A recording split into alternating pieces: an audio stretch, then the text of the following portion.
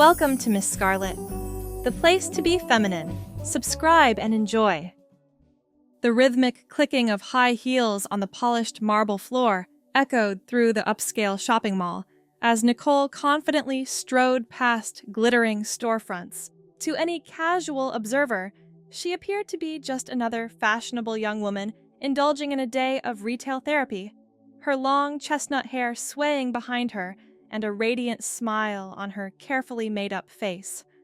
No one would have guessed that behind the facade of femininity was actually Nick Pearson, the powerful 45-year-old CEO of a Fortune 500 company. For Nick, these secret excursions, cross-dressed as Nicole, were the only times he felt truly alive, free from the suffocating expectations and pressures that came with his high-powered corporate life. As Nicole, he could just be himself, exploring a side of his identity that he kept deeply buried from the world. Passing flawlessly as female filled Nicole with a thrilling sense of boldness and liberation.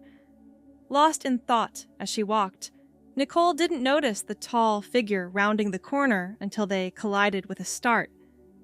"Oh my goodness, I'm so sorry." Nicole began to apologize profusely until she looked up and felt the blood drain from her face.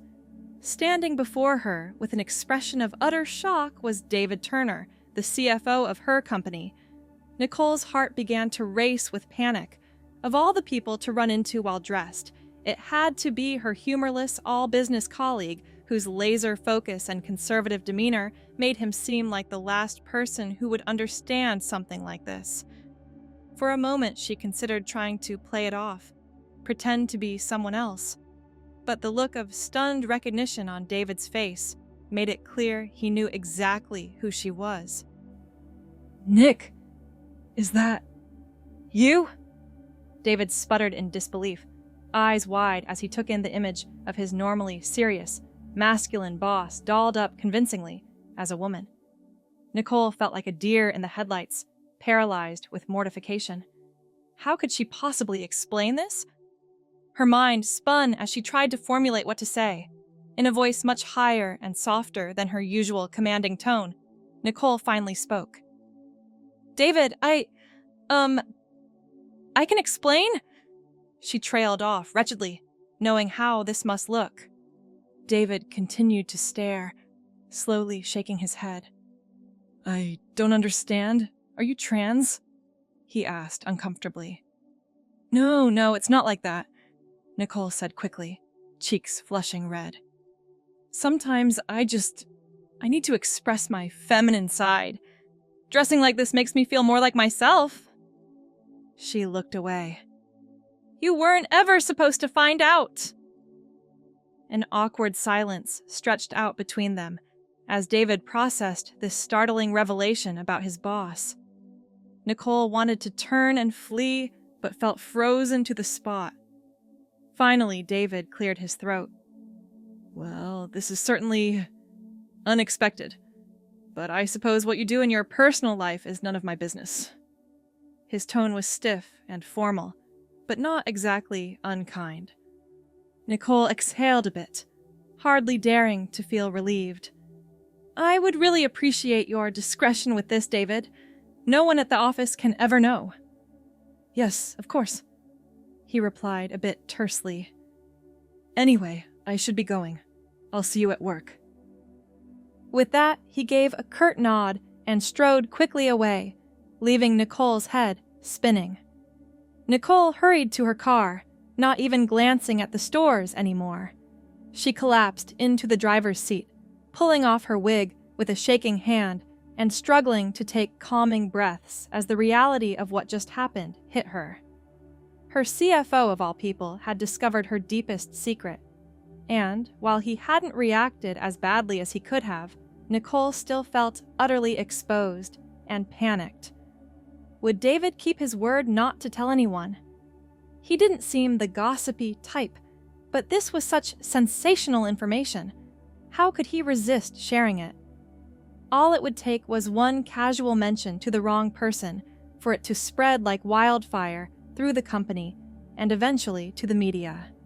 Nick's career and reputation would be ruined. He'd be a laughingstock in the business world, Everything he worked so hard for could come crashing down, all because of his double life as Nicole. Hands gripping the steering wheel, Nicole drove home in a daze, mind spinning with terrible what-ifs and worst-case scenarios. Once safely back in his house, Nick tried to push away the negative thoughts and focus on damage control. He poured himself a generous tumbler of scotch and began to strategize. First thing Monday morning, he would get ahead of this by confronting David privately and appealing to his loyalty and discretion.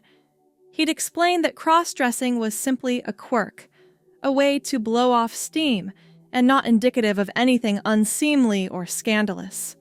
Surely David would understand the need to keep personal matters separate from business. It didn't have to affect their working relationship. Nick took a bracing sip of the scotch. He chose to believe that this was salvageable, that his secret was still safe. David was a company man through and through. He wouldn't risk causing upheaval with sordid rumors. Nick just needed to keep him on his side and make him understand the stakes. The rest of the weekend passed in an anxious blur for Nick, alternating between convincing himself it would be fine and fighting off cold threads of fear and worst-case scenarios. By the time he walked into the office on Monday, briefcase in hand and wearing an impeccable designer suit, he'd regained his steely outer composure, determined not to let on that anything was amiss. "Good morning, Mr. Pearson," his assistant Jen greeted him, handing him a stack of phone messages. "Mr. Turner asked me to let him know as soon as you arrive. He wants to see you in his office right away."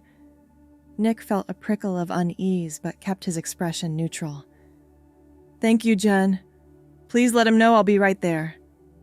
Heart-thumping, he headed down the hall to the CFO's office, trying not to let on how nervous he actually felt. Why did David want to see him so urgently? Was he about to make good on his threat to expose Nick's secret to the rest of the company? He took a deep breath and knocked on the door. "Come in," called David. Nick entered to see David looking serious, shuffling some papers on his desk. He gestured for Nick to close the door and sit. Nick folded himself into a chair, poised on the edge of his seat. "You wanted to see me?" He aimed for a calm, professional tone. David cleared his throat, looking uncomfortable. "Yes, I wanted to speak with you about what I learned the other day, about your, personal pursuits." Nick held up a hand. "I understand this must have been quite a shock, but I can assure you, David, my cross-dressing is simply a harmless eccentricity, nothing more. It doesn't interfere with my role here. I'm still the same leader I've always been." "That may be," David said slowly. "But you have to understand, something like this could be very damaging if it got out. I'm sure you of all people know that the business world isn't exactly known for being open-minded about gender nonconformity. If this went public, it would be a media frenzy. The scandal could tank the company's stocks." A muscle in Nick's jaw tightened as David voiced his exact fears. "Which is why I'm asking for your complete discretion. No one can ever find out about this, David. The consequences would be catastrophic." David hesitated, considering his words carefully before he spoke. "I've always been loyal to you and to this company, Nick. I have no intention of betraying your trust. Your secret is safe with me." Nick breathed a small sigh of relief. "Thank you. I knew I could count on you." David gave him a long, assessing look. "I have to ask, though, is there anything else I should know about? Any other secrets that could come out and blindside me? Because I need to be prepared if there's even a chance something could go wrong."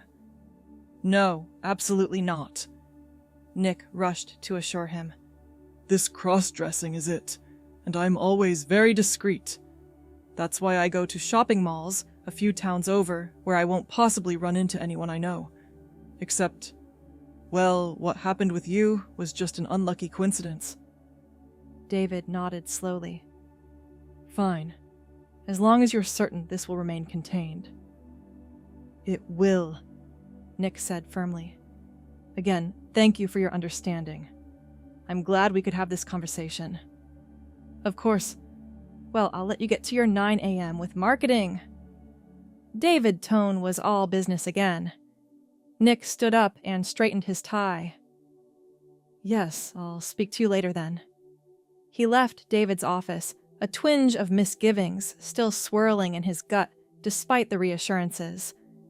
This wasn't over yet, not by a long shot. He'd have to be more guarded and cautious than ever now that his CFO knew the truth. It was a precarious thing, knowing someone held his biggest vulnerability in their hands.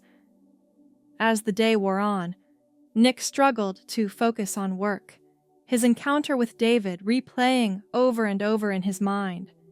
Even though David had promised to keep quiet, Nick couldn't help but notice how his demeanor toward him had changed, becoming more distant and wary, like he was interacting with a ticking time bomb.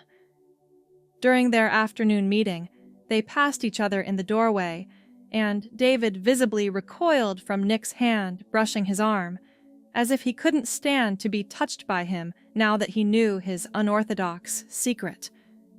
Nick pretended not to notice, but inside he seethed with humiliation. He knew it was only a matter of time before something gave. Every interaction suddenly felt loaded. Every sideways glance from his employees took on new scrutiny. Were people talking? Did they suspect something? The paranoia was suffocating.